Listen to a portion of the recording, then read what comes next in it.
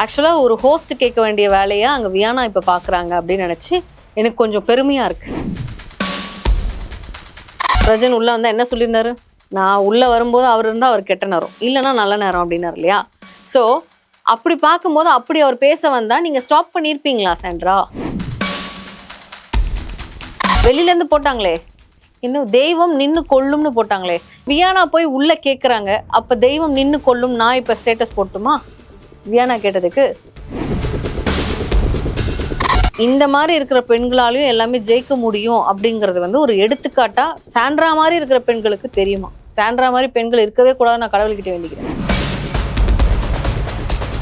வக்ரம் விக்ரமாக இருக்கட்டும், நிறைய பேர்கள் சொல்லி அதுக்கெல்லாம் ஆப்டா இருக்கக்கூடிய 5 பொருத்தங்களும் உங்களுக்கு தான் இருக்கு பக்காவா பொருந்திருப்பா உனக்கு அப்படின்ட்டாங்க.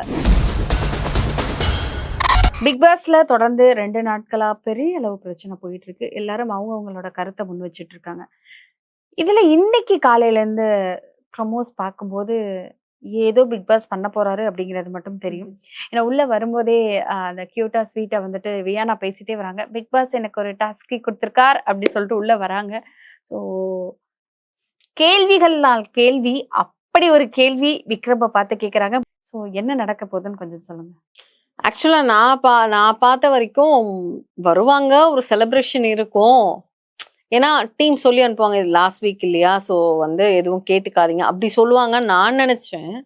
ஒருவேளை சொல்லியும் அதை மீறி இவங்க கேட்குறாங்களா அப்படிங்கிறது தெரியல.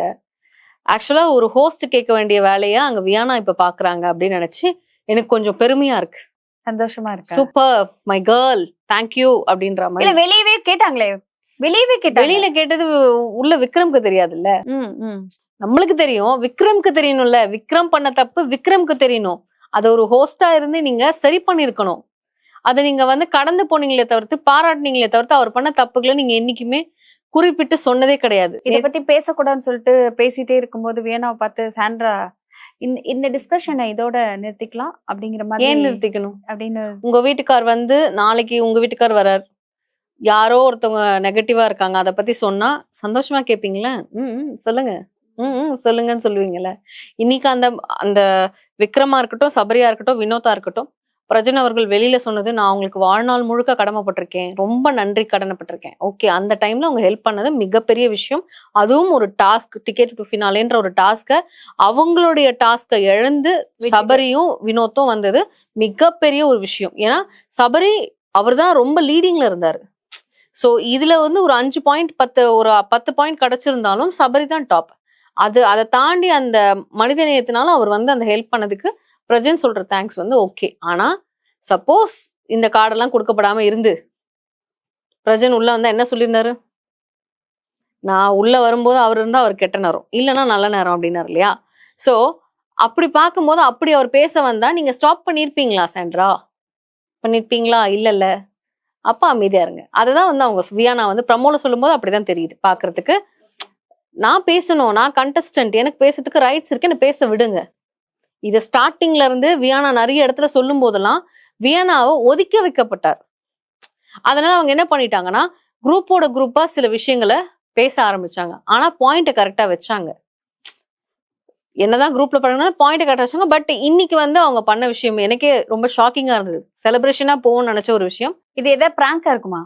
பிராங்கா இருக்க வாய்ப்பு இல்ல. பிராங்கா இருந்திருந்தால் இப்ப தேர்ட் ப்ரமோ நம்ம பார்க்கும்போது நம்மளுக்கு கிளியர் கட்டா தெரியுது, உட்கார வச்சு ஒருத்தர் பிராங்க் பண்ற வேண்டிய அவசியம் இல்லையே. கண்டிப்பா. அதுவும் முக்கியமா அந்த வக்ரம் விக்ரம்னு எடுத்துட்டு வந்த விஷயமா இருக்கட்டும், சில விஷயங்கள் வக்ரம் விக்ரமாக இருக்கட்டும், நிறைய பேர்கள் சொல்லி அதுக்கெல்லாம் ஆப்டா இருக்கக்கூடிய 5 பொருத்தங்களும் உங்களுக்கு தான் இருக்கு, பக்காவா பொருந்திருப்பா உனக்கு அப்படின்ட்டாங்க. அது வந்து எனக்கு ரொம்ப பிடிச்சிருந்தது. ஸோ கண்ணீர் வடிச்சு, நீலி கண்ணீர் வடிச்சு எல்லா விஷயங்கள்லயுமே கேட்கறது வந்து அது ஒரு சாதகமா அமையாது அப்படிங்கிற ஒரு வார்த்தையை சொல்லியிருந்தாங்க. அழுது எல்லா இடத்துலயும் இப்ப நம்மளை காமிச்சுக்கிறதுனால இது வந்து நம்மளுக்கு பிளஸ் அமையாது அப்படிங்கிற ஒரு விஷயமும் சொல்லியிருந்தாங்க. ஸோ நிறைய கேள்விகள் பயங்கரமா தாங்க கேட்டிருந்தாங்க. என்னை பொறுத்த வரைக்கும் ஆதிரி விஷயத்துல வந்து இவர் கடந்து போனாருன்னு சொன்னேன் இல்லையா, கால் இப்படி பண்ணி விட்டது. அந்த இடத்துல மன்னிப்பு கேட்கும் போது கூட நீங்க ஒரு விஷயத்த பார்த்திருக்கலாம். எங்க அம்மா சத்தியமா சொல்றேன், எங்க அம்மா சத்தியமா, ஏங்க சும்மா சும்மா இழுக்கிறீங்க, அம்மாவை ஏன் சும்மா இழுக்கிறீங்கன்னு நான் கேட்கிறேன். உங்களுக்கு கண்ணில் தண்ணி வருதா, நீங்க உண்மையா மன்னிப்பு கேட்குறீங்களா அப்படின்னு சொல்லி. எங்க அம்மா சத்தியமா நான் இன்டென்ஷனா பண்ணல. நீங்க பண்ணல இன்டென்ஷனா, ஆனா கேமுக்காக ஒரு விஷயம் பண்ணிட்டீங்க. அது நடந்துருச்சு. அததானங்க அங்க பார்வதி உங்களை நல்லவர்னு ஏன் ப்ரூவ் பண்ணிக்கிறீங்கன்னு கேக்குறேன். அதத்தானங்க பார்வதி பண்ணாங்க. அது பார்வதிக்கு நடந்தா வேறங்க. இவங்களுக்குலாம் நடந்தா அது ஒரு ஒரு நல்ல விஷயம். தப்பு பண்ணிட்டு மன்னிப்பு கேட்டிருக்கார் விக்ரம். காலை வாரி விட்டுட்டு மன்னிப்பு கேட்டிருக்கார். அத கனி அவர்கள் வரவேத்தாங்க. அவர் மன்னிப்பு கேட்டுட்டாரு. தப்பு பண்ணதுக்கு மன்னிப்பு கேட்டுட்டாரு. என்ன பண்ண சொல்றீங்க அப்படின்னாங்க. ஆனா இன்னைக்கு இந்த இடத்துல கனி இருந்திருந்தாங்கன்னா ரெட் கார்டு கொடுத்ததுக்கு சல்யூட் அடிச்சிருப்பாங்க. இல்ல இப்ப அடிக்காமலா இருப்பாங்க. வெளியில இருந்து போட்டாங்களே, இன்னும் தெய்வம் நின்னு கொல்லும்னு போட்டாங்களே. இப்ப வியானா போய் உள்ள கேக்குறாங்க. அப்ப தெய்வம் நின்னு கொல்லும் நான் இப்ப ஸ்டேட்டஸ் போட்டுமா? வியானா கேட்டதுக்கு ஒரு சில தப்புகள் அது குரூப்பா இருந்தா அது மறைஞ்சுதான் போகும். அதுக்கு மிகப்பெரிய உதாரணம் இந்த அன்பு கேங் அப்படின்றத நான் இப்பவும் சொல்றேன். ஃபைனலி அன்பு கேங் மட்டும் தான் உள்ள இருக்காங்க, வேற யாரும் இல்லங்க. 2 பேர் சேர்ந்திருக்காங்களா அன்பு கேங்ல? சாண்ட்ராவும் திவ்யாவும். அன்பு கேங்க வந்து இன்னும் வலுப்படுத்துறதுக்காக 2 பேரும் சேர்ந்திருக்காங்க இந்த குரூப்ல. இவங்க 2 பேர் தான் இந்த குரூப்பை பிரிக்கணும், பெனாயில் ஊத்தி கழுவணும் அப்படிலாம் சொல்லிட்டு உள்ள போனாங்க. டிக்னிட்டி டெக்கோரம் அப்படின்லாம் சொன்னாங்க. சரி, ஓகே. இப்போ என்னன்னா வந்துட்டு எவிக்ஷன் எப்பயுமே வார வாரம் நடக்கக்கூடியது. இந்த வாரம் சுபிக்ஷா போனாங்க. நாமினேஷன் எப்பயும் போல திங்கக்கிழமை. ஆனா வந்துட்டு நாமினேஷன் யார் யாரோ பண்ணி இதுக்கப்புறம் வந்து நாமினேஷன் இருக்குமா? இன்னைக்கு நாமினேஷன் எப்படி நடத்தப்படுதுன்னா, நாமினேஷன் இல்ல, யாராவது ஒருத்தரை நீங்க சேவ் பண்ணணும், யாரையாவது காப்பாத்தணும். பொதுவா வந்து ஒரு சாக்ரிஃபைஸ் இருக்கும். சாக்ரிஃபைஸ் பண்ணி நீங்க ஒருத்தரை காப்பாத்தணும் அப்படின்றத ஒரு டாஸ்கா வைப்பாங்க. ஒரு சைடு மீசை எடுத்துக்கணும், பச்சை குத்தணும். போன வருஷம் கூட நம்ம ரயான் வந்து எல்லாம் பண்ணியிருந்தாரு. உங்களுக்கு பாயிண்ட்ஸ் வேணும்னா இதை கலர் பண்ணிக்கோங்க அப்படிங்கிற மாதிரி எல்லாம் பண்ணியிருந்தாரு. அது சீசன் 2ல ரித்விகா போட்டிருந்தாங்க. இப்ப என்னன்னா வந்து இத நாமினேஷனா கொண்டு வந்துட்டாங்க. டாஸ்க தாண்டி இது நாமினேஷன்லயே இப்ப வந்து இந்த வாரம் நீங்க யாராவது ஒருத்தரை சேவ் பண்ணணும் அப்படின்னா, இப்ப நான் வந்து ஷைலுவை சேவ் பண்ணணும் அப்படின்னா நான் ஒரு பச்சை மிளகா சாப்பிடணும். எவ்வளவு பெரிய விஷயம் பச்சை மிளகா சாப்பிடுறது. நிஜமாவே அது சாதாரண விஷயம் கிடையாது. எல்லாருமே அப்படின்னு பண்ணிருந்தாங்க நாமினேஷன்ல. அந்த அளவுக்கு இருந்தது. அதுவும் இல்லாம பிக் பாஸ் சொல்லிட்டாரு, ஃபர்ஸ்ட் வந்தார் இல்லையா, அவர்கிட்ட சொல்லிட்டாரு, நீங்க வெளியில போய் இதுதான் நடக்குதுன்றத சொல்லவே கூடாது. பிக் பாஸே எனக்கு ஏவி போட்டு காமிச்சாரு, அதனாலதான் கண்ணுல தண்ணி வருது அப்படின்றது அதை மட்டும் தான் சொல்லணும்னு சொல்லி அமைச்சாரு. ஏன்னா எனக்கு ட்ரூவான பாயிண்ட்ஸ் வேணும், எனக்கு கால்குலேஷனான நாமினேஷன் வேண்டாம் அப்படிங்கறத பக்காவா சொல்லி அமைச்சாரு சபரி கிட்டலாம். சோ அதுக்கேத்த மாதிரி எல்லாரும் வந்து நாங்க இவங்களை சேவ் பண்ணோம் அப்படின்னு சொல்லி கானா வினோத், அப்புறம் சாண்ட்ரா, இவங்க சபரி, இவங்க எல்லாம் வந்து மேக்சிமம் வந்து சாண்ட்ராலாம் வந்து சாண்ட்ரா பேரை வந்து எல்லாருமே சொல்லிட்டாங்க, இவங்க சேவ் ஆகணும். என்ன காரணத்துக்காக? அவங்க இப்ப பட்டு வந்து அந்த கஷ்டத்துல இருந்து அவங்க வந்து ஃபைனலுக்கு போனா இந்த மாதிரி இருக்கிற பெண்களாலையும் எல்லாமே ஜெயிக்க முடியும் அப்படிங்கறது வந்து ஒரு எடுத்துக்காட்டா சாண்ட்ரா மாதிரி இருக்கிற பெண்களுக்கு தெரியுமா? சாண்ட்ரா மாதிரி பெண்கள் இருக்கவே கூடாது, நான் கடவுள்கிட்ட வேண்டிக்கிறேன். ஓகே, அப்படிதான் சொல்லணும். சோ அந்த அப்பப்ப இல்லங்க, சொல்லணும்ல, பண்றதெல்லாம் சொல்லணும்ல. கண்டிப்பா. எனக்கு என்னன்னா, அவங்களும் ஒரு பெண் தான். நான் அவங்கள வந்து கஷ்டப்படுத்துறதுக்காக இந்த வார்த்தை சொல்லல. ஒருத்தவங்களோட லைஃப் உன்னால போயிருக்கு, நீ அதை வாண்டடா பண்ணியா இல்ல அன்வான்டா பண்ணியான்றதுலாம் எனக்கு தெரியாது. அந்த இடத்துல நான் இல்ல, அதனால என்னால 100% அனலைஸ் பண்ணி சொல்ல முடியல. ஆனா நீங்க ஒரு டைம்ல டிஃபெண்ட் பண்ணிட்டு இப்படி சலையானீங்கல்ல, அப்ப கண்டுபிடிச்சிட்டேன் நீங்க பெரிய டிராமா பண்றதுக்கு தான் அப்படி வந்தீங்கன்னு. சோ அப்பவே எனக்கு தெரிஞ்சு போச்சு இது ஒரு டிராமா தான் அப்படின்னு.